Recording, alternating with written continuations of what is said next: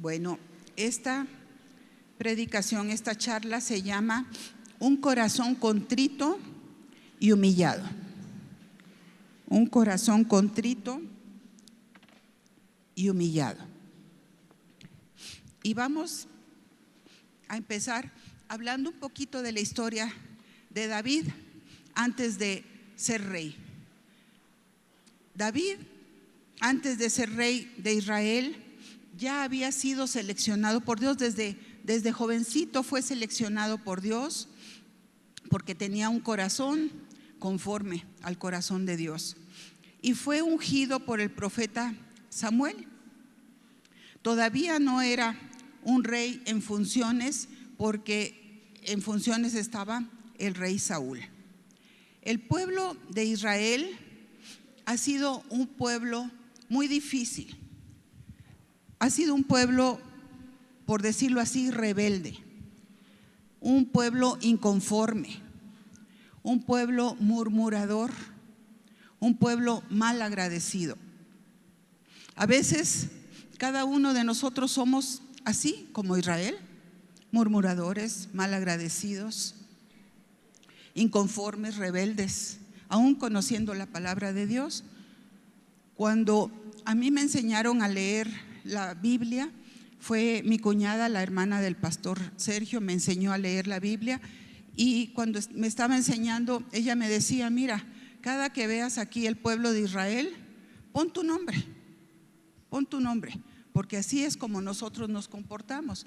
Y eso pues me dio mucha a mí ayuda, ¿verdad?, para saber cómo es nuestro corazón, porque nosotros normalmente nos justificamos y no creemos como somos en realidad. Antes de que hubiera reyes en Israel, el pueblo de Israel lo presidía directamente Dios.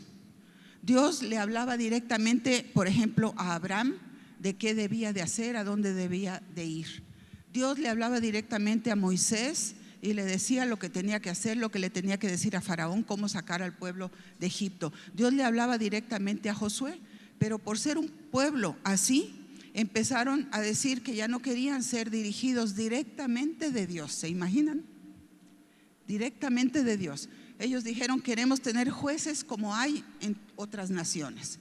Entonces se lo dijeron a Dios, ¿verdad? Y Dios les dio jueces. Tuvieron bastantes jueces en Israel y después ya no querían tener jueces, ahora querían tener un rey, porque otras naciones también tenían un rey. Entonces le dijeron a Dios que ya no querían jueces, ya no querían ser directamente de Dios, ahora querían reyes. Y el Señor les dio al rey Saúl como primer rey de Israel. Saúl en un principio actuó conforme a la voluntad de Dios, pero como sucede a veces en el ser humano, el tener un puesto, una eminencia, en un momento dado se le sube, ¿verdad? Y empieza la soberbia, empieza el orgullo y empiezan tantas cosas, el deseo de quedar bien con la gente. Como todo mundo lo alababa, entonces él ya no hacía lo que Dios le indicaba que hiciera a través del profeta Samuel. Era como él recibía las órdenes, ya no las empezaba a hacer, sino que empezaba a actuar para quedar bien con la gente. Le falló a Dios Saúl, y entonces empezó el encontrar a un sustituto, a un rey que iba a ser el que sustituyera a Saúl. Y Dios manda al profeta Samuel a buscar a David allí en un lugar, ¿verdad?, donde estaba él. Y buscó a David, lo encontró y lo ungió. Cuando era todavía un jovencito, lo ungió el profeta Samuel, ungió a David y le dijo: tú vas a ser rey de Israel, y le dio la unción de Dios, ¿verdad? Ahora, mientras llegaba el tiempo de que David fuera rey, en ese momento todavía Saúl estaba en funciones, aunque dice la palabra de Dios que ya Dios lo había desechado. Ya no tenía esa fuerza ni ganaba las batallas como las ganaba en un principio, porque ya había sido desechado. De todos modos, David en ese entonces no era rey, llega a la presencia de Saúl y tiene su primer triunfo con Goliat, que nadie quería ponerse a pelear con Goliat. Goliat insultaba al pueblo de Israel, insultaba a Dios mismo y decía que viniera alguien que fuera valiente de los israelitas, ¿verdad? Que no había ninguno. Y allí David dice: ¿cómo que no hay ninguno? ¿Sí? Aquí estoy yo y no voy a ir en mis fuerzas, voy a ir en el nombre de Jehová de los ejércitos, ¿sí? Y todo el mundo le dice: estás loco si eres un muchacho. Y él dice: yo voy a ir. Ni siquiera quiso ponerse todo lo que el rey Saúl le daba para la guerra, sino que le dijo: yo voy a ir así como estoy, con unas piedritas, ¿verdad? Porque él mataba osos y mataba un montón de cosas con su onda y las piedras para defender a las ovejas, porque él cuidaba ovejas. Entonces le dice que va, y era un monstruote ese Goliat, ¿verdad? Y en el nombre del Señor, sí, él lanza la piedra y mata a Goliat. Entonces esa fue una de las primeras triunfos, podríamos decir, de las batallas contra el pueblo de los filisteos, porque el pueblo de los filisteos huyó después de que fue derrotado Goliat. En ese momento empieza a ser popular David, y después el rey Saúl lo manda a ciertas batallas, y como él era un guerrero temeroso de Dios, siempre iba Dios con él, y todas las batallas, todas sin excepción, Dios le daba la victoria. Entonces todo esto causó en el rey Saúl celos y envidia, porque aún hacían canciones en donde decían que Saúl mataba a miles, pero David a sus 10,000. Entonces todo esto empezó ya era un corazón soberbio, era un corazón que le interesaba más lo que pensara la gente que lo que pensara Dios, y le entraron celos y envidias, y entonces decidió matar a David. David se entera y empieza a huir. Llega en una de todas sus persecuciones, en una huida, llega ante el sacerdote Abimelec. Ahora nosotros todo esto lo podemos ver en 1 Samuel 21 y 22, y nosotros lo podemos leer en 2, 3, 4, 5 renglones, ¿sí? Pero nos tenemos que imaginar verdaderamente lo que era la vida de David en ese momento.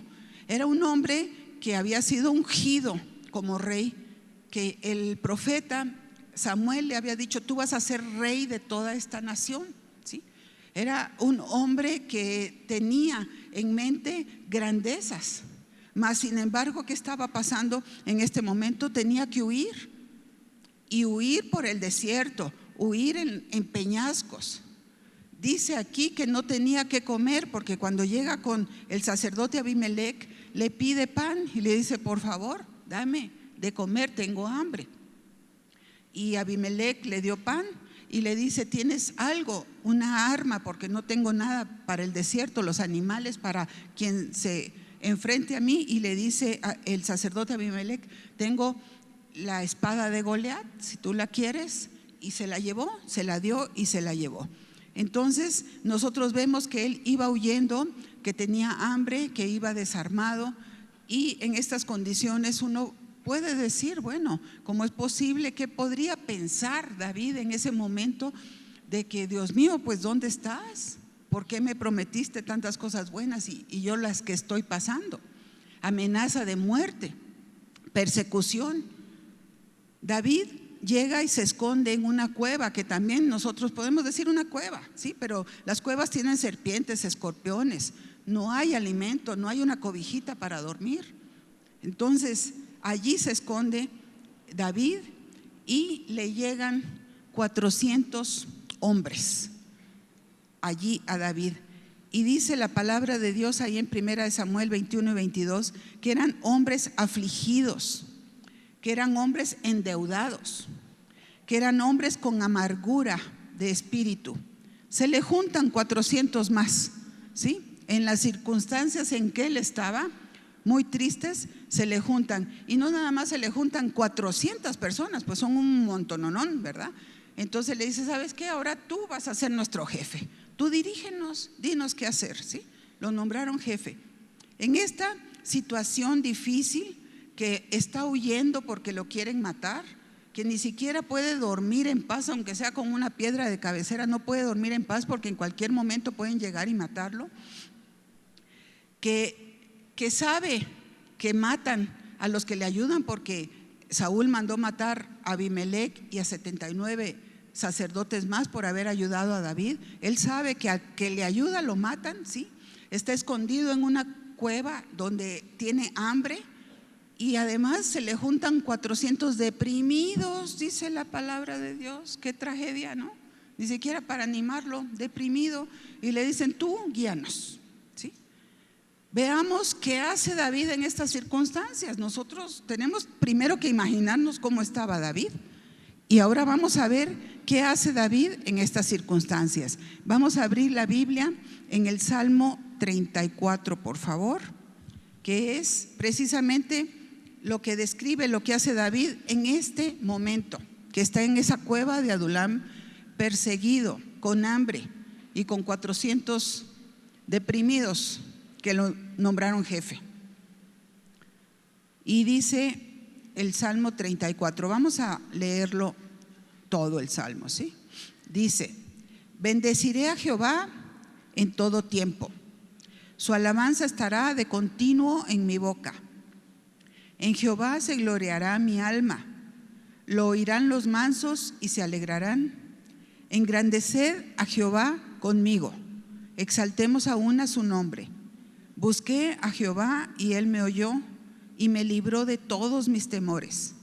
Los que miraron a él fueron alumbrados y sus rostros no fueron avergonzados. Este pobre clamó y le oyó Jehová y lo libró de todas sus angustias. El ángel de Jehová acampa alrededor de los que le temen y los defiende. Gustad y ved que es bueno Jehová, dichoso el hombre que confía en él. Temed a Jehová vosotros sus santos, pues nada falta a los que le temen. Los leoncillos necesitan y tienen hambre, pero los que buscan a Jehová no tendrán falta de ningún bien. Venid, hijos, oídme, el temor de Jehová os enseñaré. ¿Quién es el hombre que desea vida, que desea muchos días para ver el bien? Guarda tu lengua del mal, tus labios de hablar engaño. Apártate del mal y haz el bien, busca la paz y síguela. Los ojos de Jehová están sobre los justos y atentos sus oídos al clamor de ellos. La ira de Jehová contra los que hacen mal, para cortar de la tierra la memoria de ellos. Claman los justos y Jehová oye y los libra de todas sus angustias. Cercano está Jehová a los quebrantados de corazón y los salva a los contritos de espíritu. Muchas son las aflicciones del justo, pero de todas ellas le librará Jehová. Él guarda todos sus huesos, ni uno de ellos será quebrantado. Matará al malo la maldad, y los que aborrecen al justo serán condenados. Jehová redime el alma de sus siervos, y no serán condenados cuantos en él confían. Nosotros vemos aquí en este salmo, podemos decir que tiene dos partes este salmo. El Salmo 34 del 1 al 10, David nos dice cómo debe de ser nuestra actitud frente a Dios en todo tiempo, en cualquier circunstancia. Y lo que nos dice David es: bendeciré al Señor en todo tiempo, ¿sí?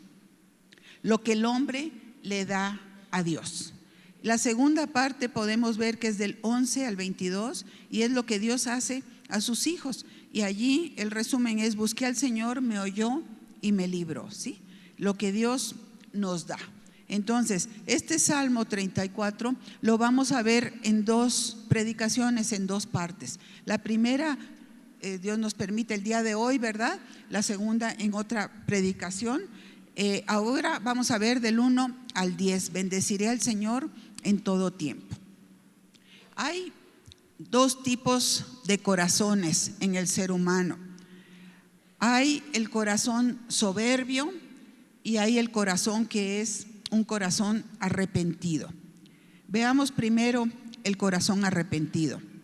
El corazón arrepentido, que es de lo que se trata esta charla, esta predicación, se llama el corazón contrito y humillado. Es un corazón arrepentido. Este corazón contrito significa que es un corazón quebrantado ante Dios. Siempre es contrito y humillado ante Dios, ante ninguna otra persona, ante Dios.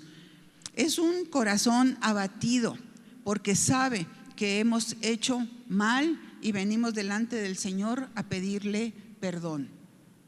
Es un corazón dolido por haber ofendido a Dios primeramente. Cuando nosotros actuamos mal, cuando hacemos las cosas contrarias a la palabra de Dios, al primero que ofendemos y grandemente es a Dios. Entonces, dolido por haber ofendido a Dios. Es un corazón que reconoce su falta, que uno dice: Señor, sí es verdad, lo hice y estoy dolido y estoy arrepentido. Es un corazón que se sabe incapaz de ser reconciliado con Dios por sí mismo. Nosotros no podemos hacer nada para ser reconciliados con Dios. Es un corazón capaz de humillarse ante el Señor con llanto y pedirle perdón, decirle: Señor, perdóname porque te ofendí, porque he hecho lo malo. Es un corazón que está dispuesto a hacer cualquier cosa para reconciliarse con su Padre, para reconciliarse con Dios. ¿Qué es lo que tú quieres, Señor, que yo haga? ¿Sí? Eso voy a hacer. Y hay una enseñanza aquí tremenda, ¿sí? El que se humilla ante Dios, porque aquí decimos que este humillarse es siempre ante el Señor. El que se humilla ante Dios, mis queridos hijos, no se humilla ante nadie más. El que le teme a Dios no le teme a nadie más. Cuando uno no se humilla ante Dios ni le teme a Dios, ahí anda humillándose y temiéndole a otras personas. Pero cuando uno tiene un corazón humilde, que se reconcilia con Dios, que le pide perdón, que está dispuesto a cambiar, esa persona no se humilla ante nadie más, ni le teme a nadie más. Este corazón es el que recibe el perdón de pecados. Este corazón es el que recibe la gracia o el favor de Dios. Y reconoce este corazón también que solamente pegados a Dios podemos nosotros recibir su bendición. Solamente pegados a Dios es que podemos recibir tantas promesas, tantas bendiciones que el Señor tiene para cada uno de nosotros. Ahora veamos lo que es un corazón soberbio. Un corazón soberbio se justifica siempre de todo lo malo que hace. Se justifica: no, es que lo que pasa es que porque me trataron así, yo respondí de esta manera. La culpa la tiene fulanito de tal porque me hizo tal y cual cosa. Se justifica de todo mal hecho. Echa la culpa a otros. Es un corazón arrogante. Trata mal a las personas. No tiene a Dios en su corazón, aunque se sepa la Biblia, aunque la hable, no tiene a Dios en su corazón. Cree que lo sabe todo y que no necesita instrucción alguna en ningún área de su vida, ni de Dios tampoco. No reconoce su incapacidad espiritual y no pide ayuda. Por lo mismo, es un corazón que no recibe perdón de pecados, no recibe la gracia de Dios, no recibe la sabiduría de Dios. No puede hacer el propósito que Dios tenía para su vida.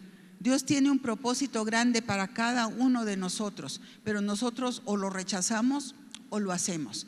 Este corazón soberbio no puede hacer el propósito que Dios tenía para su vida y se vuelve inclusive hasta un estorbo. En este Salmo 34 nos lleva a aprender el comportamiento de un corazón humilde y arrepentido para con Dios, nuestro gran Padre.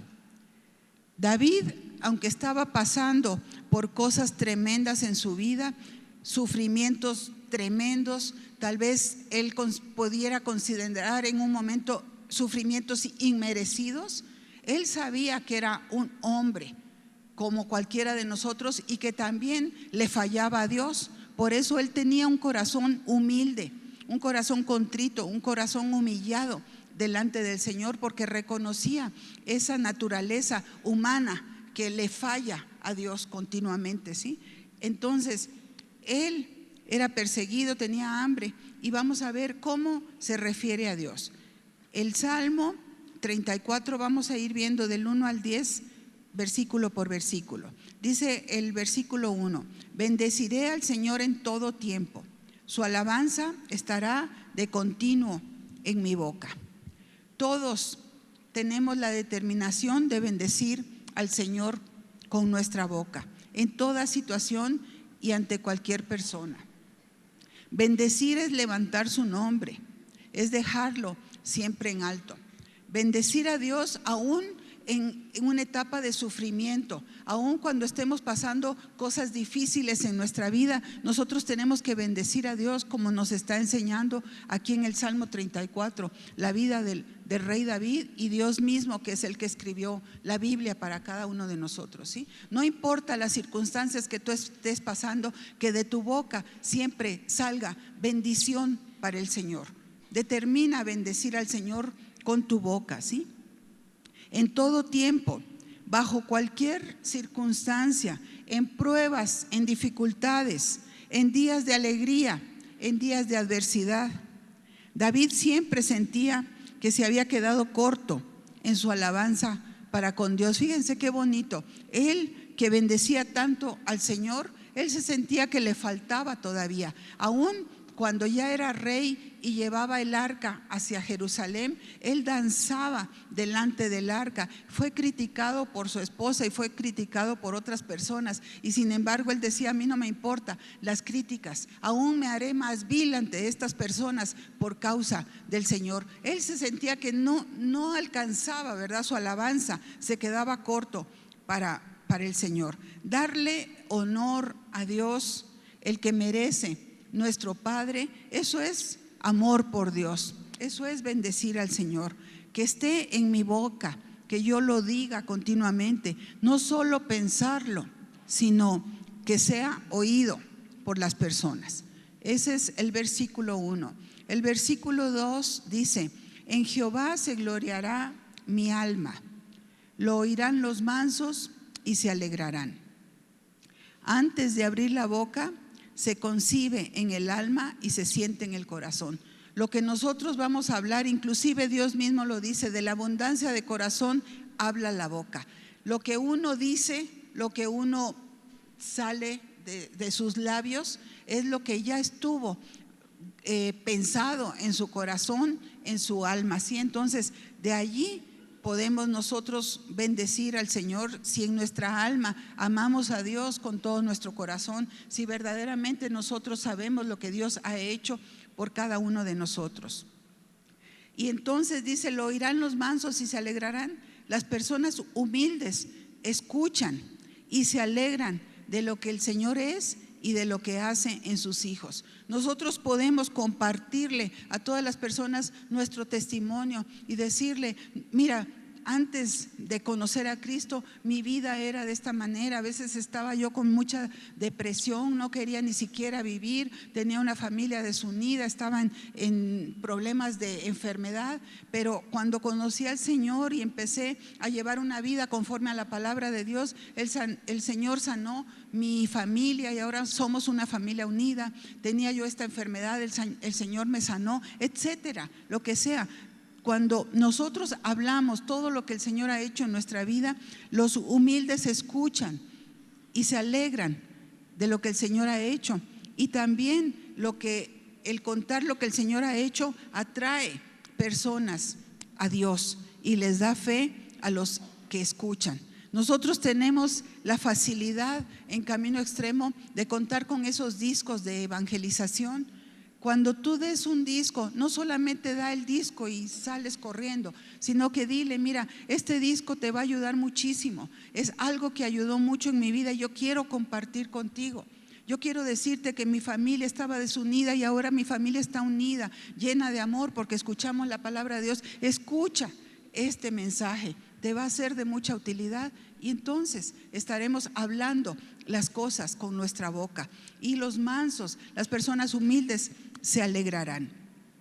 Gloriarse en el Señor y nunca en nosotros mismos, ¿sí? Siempre tenemos que decir: es el Señor el que hace milagros. Nunca decir: es que yo ya me comporto bien y entonces porque me comporto bien me va bien. No. El Señor hace milagros en las vidas. Gloriarse en el Señor. Versículo 3 dice: engrandeced a Jehová conmigo y exaltemos aún a su nombre. Tenemos que recordarnos que este salmo lo hizo David cuando estaba con 400 endeudados, abatidos, ¿verdad? Deprimidos, con mal en su espíritu, ¿verdad? Y entonces nosotros podemos ver que David les empieza a decir las grandes cosas que había hecho el Señor con él. Se olvidó en ese momento de los sufrimientos que estaba él viviendo, sino se recordó de cuántas cosas buenas Dios le había hecho y empezó a compartirle a esos 400 que estaban ahí. Entonces, dice: engrandeced a Jehová conmigo. ¿Se podrá engrandecer a Dios? ¿Se podrá hacer un poquito más grande a Dios? Ya no, ¿verdad? Ya no se puede. Entonces, ¿por qué nos dice aquí el Señor: engrandeced a Jehová conmigo? Nosotros podemos engrandecer al Señor delante de los hombres. Nosotros podemos levantar el nombre del Señor a las personas que no lo conocen. Eso es engrandecer al Señor. No es ponerle un poquito más a Dios, de Dios, porque eso no lo podemos hacer, pero delante de los hombres sí lo podemos hacer. Engrandecer a Jehová conmigo. David lo hizo con sus 400, nosotros lo hagamos con multitudes, con quien nos ponga Dios enfrente, ¿sí? Y dice: y exaltemos aún a su nombre. Nosotros, ¿qué podemos hacer? Hablar de sus maravillas, hablar de su amor, de la restauración que ha hecho en nuestras familias, y exaltar aún a su nombre, pues es en conjunto, ¿sí? Nosotros, hablando entre hermanos, hablando entre familias, podemos a una exaltar su nombre en la congregación, en una alabanza comunitaria, ¿sí? Así como David lo hizo con esos 400 desanimados, ¿verdad? Y decirles que Dios suple las necesidades y que también lo hará con cualquiera que lo busque. Compartir, como lo hizo David, que lo libró de la muerte, que lo libró de sus enemigos, que le ha dado salvación. Podemos compartir nosotros perdón de pecados, vida eterna, y todo esto es motivo de bendecir al Señor y alabar su nombre y compartir nuestra fe. La alegría en el corazón, el gozo que nos da Dios de todos sus beneficios, se contagia. Cuando nosotros estamos llenos del Espíritu Santo, cuando nosotros podemos decir: es que confía en el Señor, mira esta promesa, estás pasando por esto, pero aquí hay una promesa que Dios te dice a ti, confía, ten fe, declárala. Esa alegría se contagia a los demás. Salmo 34:4 dice: busqué a Jehová, Él me oyó y me libró de todos mis temores. El pecador que busca al Señor siempre debe de ser nuestra búsqueda ante el Señor con humildad y con arrepentimiento. Nosotros continuamente podemos estar haciendo cosas, ¿verdad?, que no son agradables a Dios. Nosotros tenemos que ir siempre a Dios pidiendo, ¿verdad?, esa llenura de Él y un arrepentimiento por las cosas que no hemos hecho correctamente. Y dice aquí: busqué a Jehová y me oyó y me libró. Son tres palabras preciosas: busqué, me oyó y me libró, ¿sí? Entonces, ¿cómo debemos buscar a Dios? Con respeto y con arrepentimiento de las cosas malas que hemos hecho. Y entonces el Señor va a oír nuestra oración y nos va a librar, dice aquí, de todos nuestros temores. La oración de fe con la que buscamos al Señor elimina el temor y nos hace depender de Dios, ¿sí? Y Él nos libra.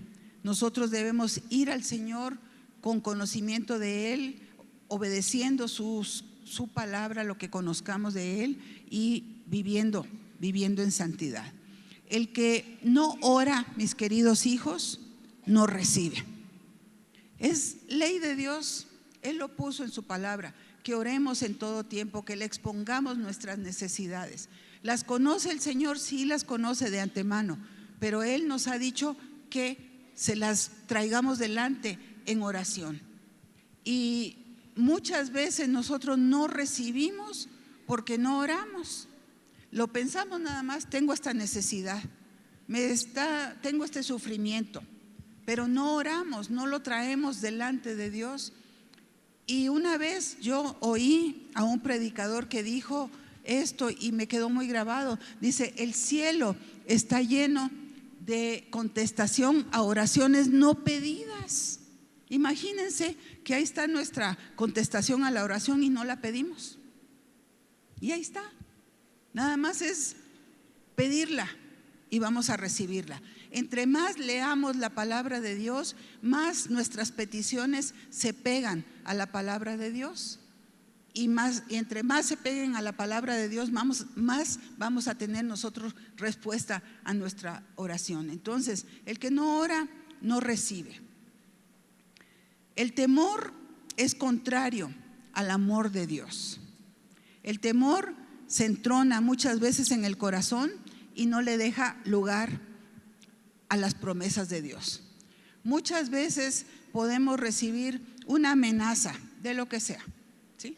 Hasta de muerte, o una amenaza que te van a correr del trabajo, o una amenaza de lo que ustedes quieran. Y entonces puede entrar y darle uno lugar al temor en el corazón. Y ese lugar del temor en el corazón va a echar fuera nuestra fe en el Señor Jesucristo, va a echar fuera las promesas que Dios nos ha dado. Hay una promesa en Isaías 54 que dice: ninguna arma forjada contra ti prosperará. Después allí mismo dice: esta es la herencia de los siervos, ¿sí? De los que servimos al Señor. Pero esa promesa debe de estar en nuestro corazón. Si nosotros le servimos a Dios, nosotros debemos de confiar en que ninguna arma forjada contra ti prosperará. Entonces, cualquier persona que pueda decirte: oye, te voy a matar, uno debe de traer la promesa primero: ninguna arma forjada contra mí prosperará. ¿Sí? Amén. Y en el nombre de Jesús. ¿Sí? Entonces, si uno le da lugar al temor, va a echar fuera a Dios y sus promesas. Y eso no es. Al que hay que echar fuera es al espíritu inmundo de temor. Y decirle: temor, tú no te apoderas de mi corazón. En el nombre de Jesús te echo fuera de mi vida y yo creo las promesas del Señor. Si buscamos al Señor, dice aquí este versículo 4, Él nos libra de todos nuestros temores. Entonces, ¿qué tenemos que hacer? Buscar al Señor. ¿Cómo lo buscamos? En su palabra, en la oración de las 5:30, que es durante todo el día, que la podemos oír, en las clases, en la célula, en las predicaciones. Allí es como buscamos nosotros, y Él nos va a librar de todos nuestros temores. Versículo 5 dice: los que miraron a Él fueron alumbrados y sus rostros no fueron avergonzados. Con solo mirar al Señor, Él ilumina nuestro camino. Con solo voltearlo a ver, Él nos va a decir por dónde es que nosotros debemos de caminar y por dónde no debemos nosotros de caminar. En el Señor hay luz. Él mismo se autonombró: yo soy la luz, ¿verdad? En el Señor hay libertad. En el Señor hay amor. Y el que mira al Señor, el que busca su rostro en oración, en lectura, en predicaciones, dice aquí: no será avergonzado, ¿sí? Esas son las promesas que Dios nos da. No vas a ser avergonzado si tú buscas al Señor. Si tú haces lo que el Señor te dice, no vas a ser avergonzado. Y uno dice: bueno, pero es que ya he hecho muchas cosas en mi vida. En mi vida, antes de conocer a Dios, he hecho muchas cosas de las que me avergüenzo. Bueno, pues hay una promesa en 2 de Corintios 5:17 que dice: aquel que está en Cristo, nueva criatura es, las cosas viejas pasaron, todas son hechas nuevas. Entonces el Señor nos dice: hay una línea en tu vida, antes de conocerme y después de conocerme. Antes de conocerme, la gente te puede atacar y te puede decir: tú eres un malvado, una malvada, hiciste, deshiciste. Pero uno le puede decir: sí, pero desde que estoy en Cristo soy nueva criatura. Y desde que estoy en Cristo tú no me puedes decir nada, porque yo me comporto de acuerdo a la palabra. Y hay un parteaguas en nuestra vida. Así como lo hubo en la historia antes de Cristo y después de Cristo, así lo hay en la vida de cada uno de nosotros. Antes de Cristo en mi vida y después de Cristo en mi vida. Y entonces el Señor dice que si lo buscamos, no vamos a ser avergonzados. Ya nunca más vamos a ser avergonzados. Nunca te va a dejar avergonzado el Señor, nunca, nunca. En una ocasión, a mí una persona que era muy fuerte de carácter, ¿sí? Y era una persona, como describimos hace ratito, ese corazón soberbio que echa las culpas, que no reconoce nunca una culpa. Esa persona en una ocasión, hace ya varios años, me dijo que yo me había quedado con 4,000 pesos de él, que me los había dado a guardar y que yo no se los había devuelto, y yo no me había quedado con ese dinero de él. Entonces yo le dije, no es verdad, y me lo dijo delante de 4 personas, y estaba su palabra contra la mía. Yo le dije, no es verdad, no es verdad, eso no es posible, yo no hago eso, ni lo he hecho ni lo haré, ¿verdad? Conozco a Dios y no lo puedo hacer. Y nos pusimos a orar, el pastor y yo nos pusimos a orar y le dijimos, Señor, tú nos has dicho que no voy a quedar avergonzada, y no voy a quedar avergonzada. Y les digo que era una persona que tenía un carácter, no reconocía sus faltas. Y oramos, pasó como un mes, y al mes, delante de las mismas 4 personas, reconoció que no me había dado ese dinero. Entonces yo les digo, esto que dice nunca te va a dejar avergonzado es real, se los puedo decir con mi vida. No me dejó avergonzada el Señor, gloria a Él, ¿sí? Dice la palabra de Dios, este pobre clamó, le oyó Jehová y lo libró de todas sus angustias. Hace ratito vimos que buscó y el Señor le oyó y lo libró de sus temores. Aquí nos dice que clamó, le oyó el Señor y lo libró ahora de sus angustias, ¿sí? Entonces, acuérdense, clamar, Él nos oye y nos libra, ¿sí? La oración despeja nuestros problemas. Cuando nosotros oramos, el Señor nos oye y el Señor contesta siempre de acuerdo a sus riquezas en gloria, siempre de acuerdo a su redil, podríamos decir, que estemos dentro de su redil. Cuando Dios mandó a Moisés a sacar a su pueblo de Egipto, pues Faraón tenía un corazón muy endurecido, era muy soberbio, ¿verdad? Por el poder que tenía, y Dios le dijo que iba a hacer muchas prodigios y señales para que vieran que Dios estaba con él, que el Señor estaba con él. Y entonces, como Faraón se endurecía y no quería dejar salir a su pueblo, se mandaban plagas, se mandaron muchas plagas. Entre ellas fueron plagas de ranas, plagas de piojos, úlceras, moscas. Y cuando Faraón ya veía que no podía, ¿verdad? Porque tenía ranas en su cama y en su baño y en todos lados, entonces llamaba a Moisés, ora a Dios, le decía, para que quite esta plaga. Y sí, voy a dejar salir, puras mentiras, ¿verdad? Pero así le decía. Y Moisés oraba y se iban esas plagas, ¿verdad? Ya después, si lo quieren ver, está en Éxodo, pueden checar todo lo que pasó ahí, ¿verdad? Hasta que llegó la última plaga, que fue de primogénitos, y hasta el primogénito de Faraón murió, ¿verdad? Entonces vemos ahí que cuando Moisés oraba, instantáneamente el Señor le concedía. Imagínense, lleno de ranas, de piojos, de moscas, de quién sabe cuántas cosas, ¿sí? Y Moisés oraba y se iban. Bueno, lo mismo es Moisés que nosotros. Ante Dios somos sus hijos también, igual que Moisés. Y si nosotros oramos conforme a la palabra de Dios, si nosotros nos comportamos conforme a la palabra de Dios, si nosotros vivimos en santidad, nosotros podemos, igual que Moisés, orar y el Señor nos escucha y nos libra de todas las angustias. La oración, mis queridos hijos, debe de ser con mucha fe. ¿Cómo podemos orar con fe? Para empezar, tenemos que saber que cuando estamos orando, está Dios enfrente de nosotros.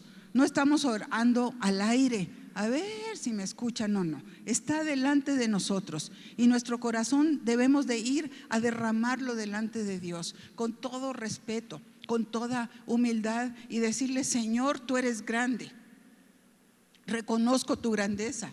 Tal vez ni siquiera pudiera yo estar frente a ti, mas sin embargo, con humildad yo te pido tal y cual cosa. Una vez le estaba yo pidiendo: Señor, ten misericordia de tal persona, y decía, y de veras mi corazón se contristó, hasta las lágrimas se los digo. Y dije yo, ¿cómo yo le pido misericordia a Dios, que es toda misericordia a Él? ¿Cómo es posible que yo esté diciéndole, Señor, ten misericordia? ¿Quién soy yo para pedirle al más misericordioso que tenga misericordia? En ese instante dije yo, no, es que es con más humildad. Y entonces le dije, Señor, por favor, para empezar, metí el por favor. Señor, por favor, de esa misericordia tan grande que tú tienes, por favor, aplícala a tal persona. Con humildad, mis queridos hijos, reconociendo su grandeza. No somos igual que Él, aunque nos llame sus hijos. No somos igual que Él, aunque nos ame como nos ama. Con humildad.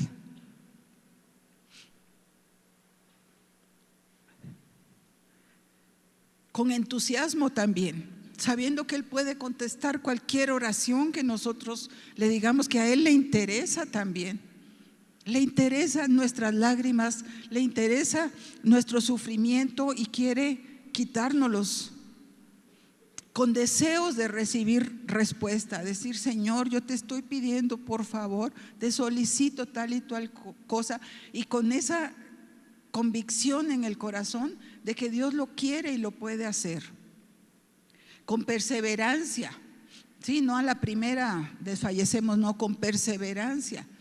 Tengan en su devocional o en una carpetita aparte una hojita de oraciones.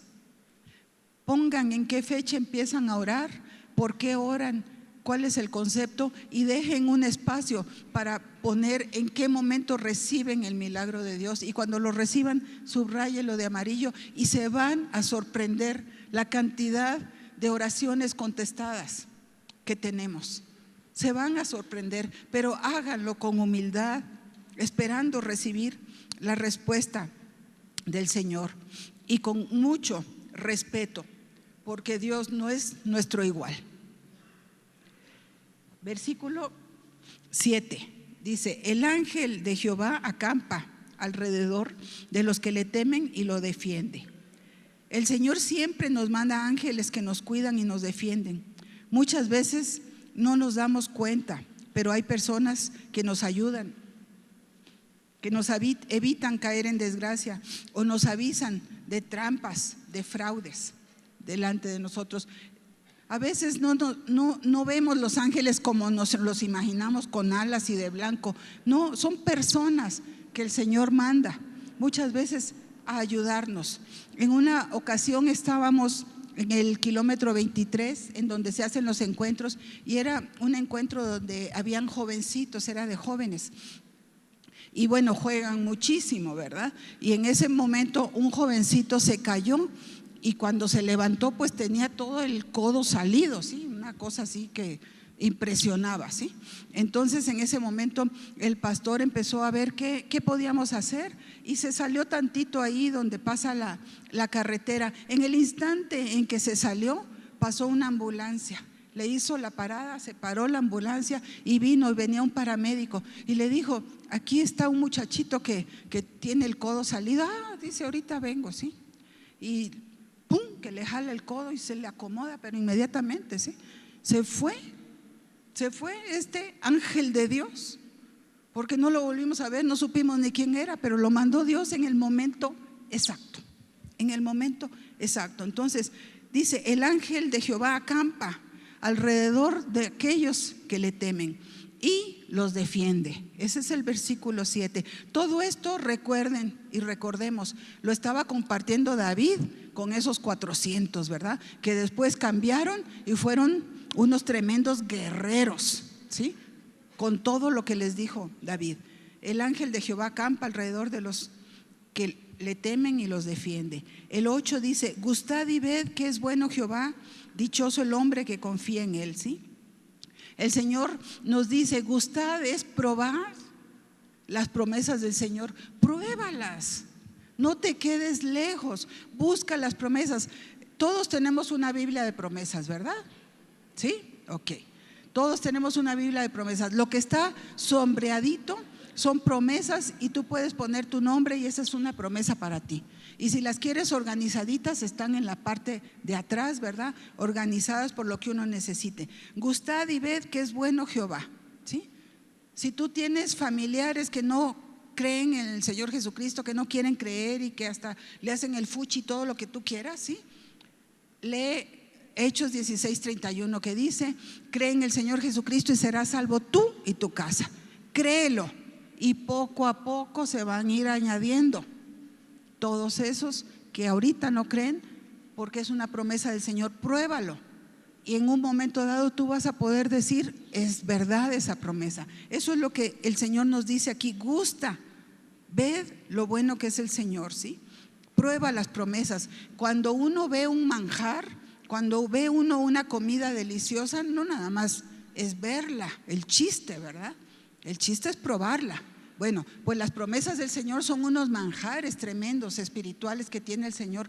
Pruébalos, dice el Señor, prueba y ve que es bueno el Señor.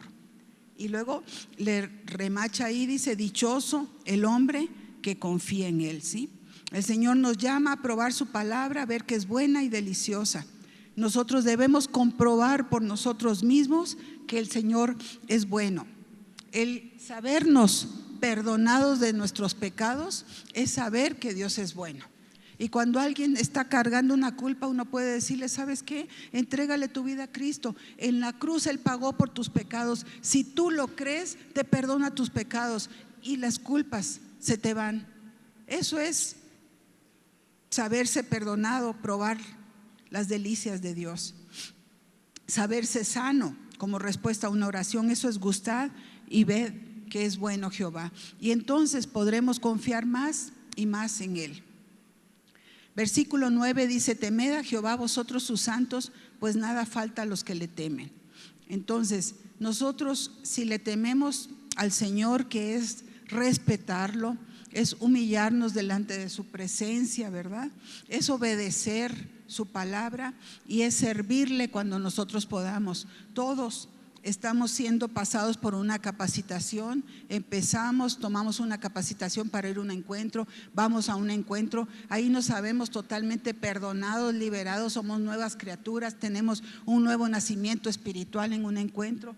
Después seguimos con clases de posencuentro y nos vamos a un reencuentro para afirmarnos en Cristo Jesús, y después empieza toda una serie de clases: cómo llevar una familia, cómo ser consagrados a Dios, cómo estar llenos del Espíritu Santo. Y cuando terminamos eso, que se lleva más o menos un año, año y medio, nosotros ya estamos en capacidad de servir a Dios. Podemos ser maestros de esa escuela, podemos ser edecanes, podemos estar en audio, en video, podemos servir en alabanza, en niños, en tantas cosas. Entonces aquí eso es temer al Señor, ¿sí? Respetarlo, humillarnos delante de Él, obedecerlo y servirle a Él. Y el Señor te dice aquí que no te faltará nada a los que le temen, nada. No vas a pasar privaciones, aunque suba la gasolina y aunque suba lo que suba, la tortilla y todo lo que ha subido, ¿verdad? No te faltará nada, dice el Señor. El Señor nos lo promete y el Señor no miente. No te faltará nada a los que lo tememos, a los que lo respetamos, a los que amamos.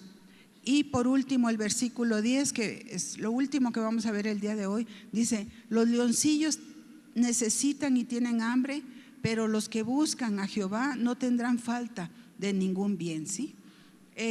David y sus 400, ¿verdad? Estaban en una cueva en medio de fieras del campo ahí, del desierto, no sé ni dónde estaba este Adulam, ¿verdad? Esa cueva de Adulam, pero pues le habla, ¿verdad?, de lo que están viendo ellos. Los leoncillos son animales muy fuertes, son animales fieros, astutos, impetuosos, hacen gala de su vigor, ¿verdad?, que tienen estos animales, pero aúllan de hambre. Tienen un apetito voraz, insaciable.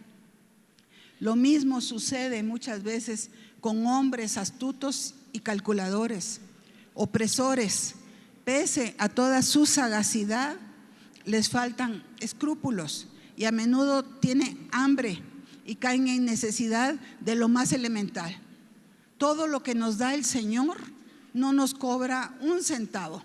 La salud, la unión familiar, la paz interior, el sentirse amado.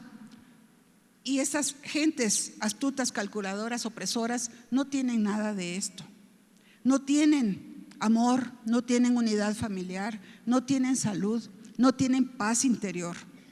Mientras la multitud de creyentes, como nos está diciendo aquí, no le falta nada. La multitud de creyentes sencillos, ¿sí?, que se comportan de acuerdo a la palabra de Dios, no tienen falta de ningún bien. Esta es la promesa amorosa de Dios, ¿sí?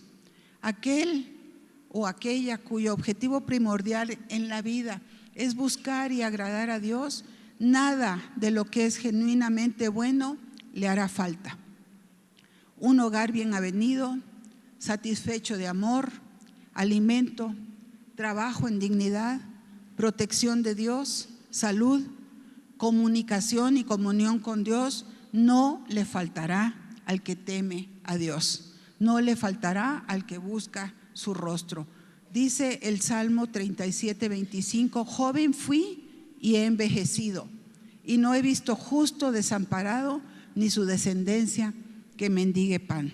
Todo esto es lo que Dios promete a aquellos que le temen, que lo buscan, que le llaman, que se comportan de acuerdo a la palabra. El vivir como el mundo ofrece, en adulterio, en mentiras, en drogas, en antros, en destrucción familiar, en enfermedad, en lejanía de Dios, en miseria, en depresión, en temor. El Señor nos dice: al que busca al Señor no tendrán falta de ningún bien. Entonces nosotros tenemos que ir al Señor con un corazón contrito y humillado, con un corazón arrepentido por las cosas malas que nosotros podemos hacer, pensar, imaginar o aún desear, ¿sí? Y llegar ante el Señor y humillarnos en su presencia, con todo respeto, con todo amor. Y el Señor dice que nos librará de temores, de angustias, y que no nos faltará nada. Entonces busqué al Señor, me oyó y me libró. Clamé al Señor, me oyó y me libró, ¿verdad? Eso es el Salmo, eso es lo que David hizo con sus 400, y cambiaron totalmente estas personas. Entonces vamos ahorita al Señor con ese corazón contrito y humillado que no desprecia Él. Vamos a ponernos de pie y vamos a orar, mis queridos hijos. Señor, hoy nos has recordado cómo debe ser nuestro corazón delante de ti. Nosotros debemos reconocer en tu presencia que está aquí que no hay un solo bueno, Señor. No nos podemos justificar a nosotros mismos porque no somos buenos. Tú lo dices en tu palabra y es verdad. No hay un solo bueno delante de ti. Y por lo tanto, nosotros hoy tenemos que reconocer que te hemos ofendido y que te ofendemos continuamente, Señor. Con el pensamiento, con la vista, con los deseos mundanos. Señor, te ofendemos continuamente. Y en el nombre de Jesús, hoy venimos a ti con un corazón arrepentido. Hoy te decimos: Señor, perdónanos, porque a quien hemos ofendido es a ti, Señor. Primeramente, antes de hacernos un daño a nosotros o a otras personas, te hemos ofendido a ti, Señor. Conocemos lo que es el caminar de tu mano y no lo hemos hecho, Señor. Hoy venimos con ese corazón arrepentido delante de ti. Nos humillamos, Señor, delante de ti a rogarte tu perdón, Señor. Sabemos que no lo merecemos, Señor. No merecemos ese perdón impecable tuyo, Señor. pero sabemos que tú tienes una infinita misericordia, Señor, y que tú tienes un gran amor por nosotros, y por eso humildemente venimos delante de ti y te decimos, Señor, por esa misericordia y por ese amor que tú tienes, hoy te pedimos perdón con un corazón contrito, con un corazón humillado delante de ti. Hoy te decimos, Señor, perdónanos, Padre. No nos hemos comportado como deberíamos habernos comportado, Señor. No hemos hablado de ti, Señor. No te hemos dado respeto, Señor. En el nombre de Jesús hoy te pedimos perdón, Señor. Perdónanos, Padre, porque te hemos ofendido a ti, Señor. Pero en tu infinita misericordia, en tu gran amor, danos ese perdón, Señor. El día de hoy límpianos una vez más, Señor. Que podamos correr a tus pies, Señor, que podamos besarte, Señor, que podamos sentir tu abrazo, Señor, y otra vez, Señor, esa comunicación y esa comunión contigo, sí. Nos duele, Señor, cada acción contraria a tu palabra, porque sabemos que te lastimamos, Señor, y ya no queremos volver a hacerlo. Nos comprometemos hoy delante de ti, Señor, a pensar antes de actuar, Señor. Antes de actuar indolentemente, Señor, a pensar si lo que vamos a hacer te ofende o no te ofende, para no lastimarte a ti, Señor, porque tú no lo mereces, Padre. Tú nos has brindado tu amor, tu perdón, Señor, tu instrucción, Padre, una y otra vez en nuestras vidas. No lo mereces, Señor. Ayúdanos a pensar antes de actuar, por favor, Señor. Y si vamos a lastimarte o a lastimar a alguna persona o nosotros mismos, no hacerlo, Señor, en el nombre de Jesús. Dinos qué quieres que hagamos, Señor, para resarcir nuestras malas acciones, y con corazón humilde te pedimos perdón, y con agradecimiento lo recibimos, Señor. Te damos gloria, te damos honra y te damos alabanza, Señor. Te pedimos tu bendición sobre cada uno de nosotros. Ayúdanos a estar tomados de tu mano, a ver esa luz en nuestro camino, Señor. A hablar de ti, Señor, con corazón sincero. A clamar y buscarte a ti, Señor, porque sabemos que tú nos oyes y nos libras, Señor, de temores, de angustias, de necesidad. Te damos gracias por tu palabra. Séllala en nuestros corazones, por favor, Señor, y que dé fruto al 100 por 1. En el nombre de Jesús, hoy te pedimos, Señor, tu bendición sobre cada persona que está escuchando tu palabra, Señor. Tú dices en tu palabra, Señor, que va a ser respaldada tu palabra con prodigios, milagros y sanidades, Señor. Y hoy te rogamos, Señor, que esos prodigios, milagros y sanidades se desaten sobre todas las personas que escuchan tu bendita palabra, Señor. Si hay alguien enfermo, Señor, desata el poder de sanidad. Sánanos, Señor. Si hay alguien en necesidad, Señor, dale la provisión, Señor. Dale el trabajo, Señor, en dignidad. Si hay falta de unión familiar, Señor, pon un corazón humilde, Señor, para hacer lo que tú nos pides. Y a través de lo que tú nos pides, Señor, tú harás lo sobrenatural para dar una unión familiar, Señor. Te pedimos por nuestros familiares que aún no te conocen, Señor. Tú dices en tu palabra: cree en el Señor Jesucristo y serás salvo tú y tu casa, Señor. Y nosotros lo creemos y lo hemos visto en muchos familiares. Hoy clamamos a ti por los que todavía no han hecho esa oración, Señor, que la hagan. Te pedimos que cuando nosotros te hablemos, tú nos escuches y nos contestes de acuerdo a tus riquezas en gloria. Y cuando tú nos hables, nosotros te oigamos y hagamos conforme a tu palabra, Señor. Bendice a tu pueblo, Señor. Sana nuestra tierra. En el nombre de Jesús. Amén y amén.